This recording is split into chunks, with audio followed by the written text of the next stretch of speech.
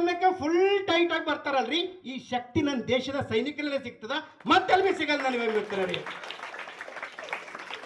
ನೀವೆಲ್ಲ ಗಮನಿಸ್ಬೇಕು. ನಮ್ಮ ಕಾರ್ಯಕ್ರಮ ಮಾಡಕ್ ದೊಡ್ಡ ದೊಡ್ಡ ಹಾಲ್ ಇದ್ದು, ದೊಡ್ಡ ದೊಡ್ಡ ಲೀಡರ್ ಇದ್ದರು, ದೊಡ್ಡ ದೊಡ್ಡ ಜನ ಇದ್ದರು. ಆದ್ರ ಮಾತ್ರ ನಾವು ಇಲ್ಲೇ ಯಾಕೆ ಮಾಡಿದೀವಿ ಅಂದ್ರೆ, ಈಚೀಚಿಗೆ ಬೆಳಿಗ್ಗೆ ನೀರು ವೇಸ್ಟ್ ಆಗಬಾರ್ದು ಅಂಥೇಳಿ ಡ್ರಿಪ್ಪಿಂಗ್ ಮಾಡ್ತಾರಲ್ರಿ, ಹಂಗ ಕಸ ಕಟ್ಟಿಗೆ ನೀರು ಹೊಡಿಬಾರ್ದು. ಇಲ್ಲಿ ನಾಳೆ ಭವಿಷ್ಯ ನಿಮ್ಮ ಜೊತೆ ನಾವು ಕಾರ್ಗಿಲ್ ದಿವಸ ಹಂಚ್ಕೋಬೇಕಂತೇಳಿ ಈ ಕಾರ್ಯಕ್ರಮ ನಿಮ್ಮ ಸಲುವಾಗಿ ಮಾಡ್ತಾ ಇದ್ದೇವೆ. ನಾವು ಮಿತ್ರರೇ, ನೀವು ಎಚ್ಚೆತ್ತುಕೊಳ್ಳಬೇಕು. ಇವತ್ತು ಬೆಳೆಯುವ ಸಿರಿ ಮೊಳಕೆಯಲ್ಲಿ ಅಂತಾರಲ್ಲ, ಇದೇ ನಿಮ್ಮ ಈಗ ಭಾರತ ಏನಾದರೂ ಬದಲಾವಣೆ ಆಗಬೇಕು. ನಿಮ್ಮ ಕೈಯಲ್ಲಿ ಅತ್ಯಂತ ದೊಡ್ಡ ಶಕ್ತಿ ನಿಮ್ಮ ಕೈಯಲ್ಲಿದೆ. ಸ್ವಾಮಿ ವಿವೇಕಾನಂದರು ಹೇಳ್ತಾರೆ ಒಂದು ಕಡೆ, ನನಗೇನಾದರೂ ವಿಶ್ವಾಸ ಇದ್ದರೆ ಈ ದೇಶದ ಯುವಕರ ಮೇಲೆ ಅಂತ ಹೇಳ್ತಾರೆ ಸ್ವಾಮಿ ವಿವೇಕಾನಂದರು. ಸ್ವಲ್ಪ ಈಗ ನಾವು ಕಾರ್ಗಿಲ್ ಕಡೆ ಬರೋಣ. ಸರ್ ಹೇಳಿದ್ದಾರೆ, ಎಲ್ಲರೂ ಮಾತಾಡ್ಯಾರ.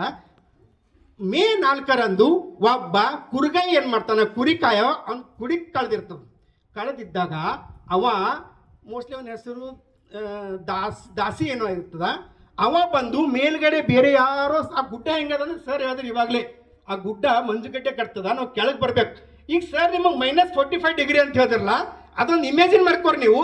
ಐಸ್ ಕ್ರೀಮ್ ಫ್ರೀಜ್ದಾಗ ಯಾರ ಕೈ ಹಾಕಿರಿ, ಹೆಂಗಿರ್ತದೆ, ತಂಪಿರ್ತದ ಒಳಗೆ. ಅದ್ರ 3 ಪಟ್ಟಲ್ಲೇ ಚಳಿ ಇರ್ತಾವ, ಅಷ್ಟು 3 ಪಟ್ಟು ಮಂಜುಗಡ್ಡೆ ಕಳೀತದಲ್ಲಿ.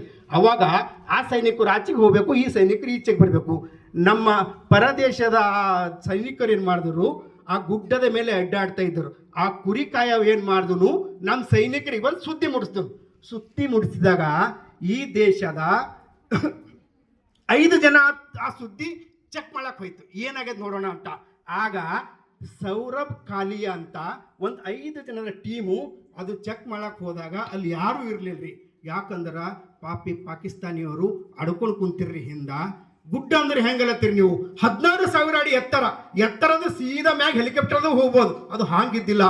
ಗುಡ್ಡ, ಹುಲ್ಲು, ಮಂಜುಗಡ್ಡೆ ಈ ಥರ ಸ್ಲೋಪ್ ಆಗಿರ್ತಿತ್ತು. ಮ್ಯಾಗ ನಿಂತು ಯಾವ್ರ ಮಾಡಿಗೆ ಮೇಲೆ ನಿಂತು ನಮಗೆ ಅಟ್ಯಾಕ್ ಮಾಡಕ್ಕೆ ಈಸಿ ಇರ್ತಲ್ರಿ. ಅವ್ನು ಮ್ಯಾಗಿನ ಒಂದು ಕಲ್ಲು ಹೊಡೆದ್ರು ನಮ್ಮ ತಲೆ ಹೊಡೆದೈತವ. ಅವನಿಗೆ ಅಟ್ಯಾಕ್ ಮಾಡಕ್ಕೆ ನಮ್ಮ ಸೈನಿಕರು ಹೋಗ್ಬೇಕು. ಹೋಗೆಲ್ಲ ಹುಡುಕಾಡಿದ್ರು. ಹಿಂಬದಿಯಿಂದ ಬಂದು ಆ 5 ಜನರಿಗೆ ಅಟ್ಯಾಕ್ ಮಾಡಿ ಕಿಡ್ನಾಪ್ ಮಾಡಿಬಿಟ್ರು. ಆ 5 ಜನಕ್ಕೆ ಸೌರಭ್ ಕಲಿಯ ತಂದೆ ಹೇಳ್ತಾರ, ನನ್ನ ಮಗನಿಗೆ ಸರ ಕಿವಿ ಕಟ್ ಮಾಡ್ಯಾರ, ಕಬ್ಬಿನ ರಾಡ್ ಕಾಸಿ ಕಣ್ಣಾಗ ಹಾಕ್ಯಾರ, ಮೂಗ್ ಕಟ್ ಮಾಡ್ಯಾರ, ನನ್ನ ಮಗನಿಗೆ ಎಷ್ಟು ಚಿತ್ರ ಹಿಂಸೆ ಕೊಟ್ರ ಸರ, ಇದು ಯುದ್ಧ ನೀತಿ ವಿರೋಧ ಅದ ಅಂತೇಳಿ ಆ ತಂದೆ ಆಫೀಸಲ್ಲಿ ಕೊಟ್ಟ ಎಲ್ಲ ಕಡೆ ಕಂಪ್ಲೇಂಟ್ ಮಾಡಿದ್ರು. ಈ ಮಾತು ವಿಶ್ವಸಂಸ್ಥೆ ಲಿಕ್ಲಾಕ ನಾವೆಲ್ಲ ನಮ್ಮ ತಾಕತ್ ಕಳ್ಕೊಂಡಿದ್ದೀವ್ರಿ. ಇನ್ನು ಮುಂದೆ ನೀವೆಲ್ಲ ಹಿಂದಾದ ತಪ್ಪುಗಳು ಸರಿ ಮಾಡಾಕ ಈ ದೇಶದ ಪರವಾಗಿ, ಈ ದೇಶದ ಎದುರಿಗೆ ಯಾವರ ಕಣ್ಣು ಹಾಕುರ ಇಂಥ ಪುನರ್ವರ್ತಿಸದಂತೆ ನೀವೆಲ್ಲ ತಯಾರಾಗಬೇಕು ನೀವೇ ಮಿತ್ರರೇ.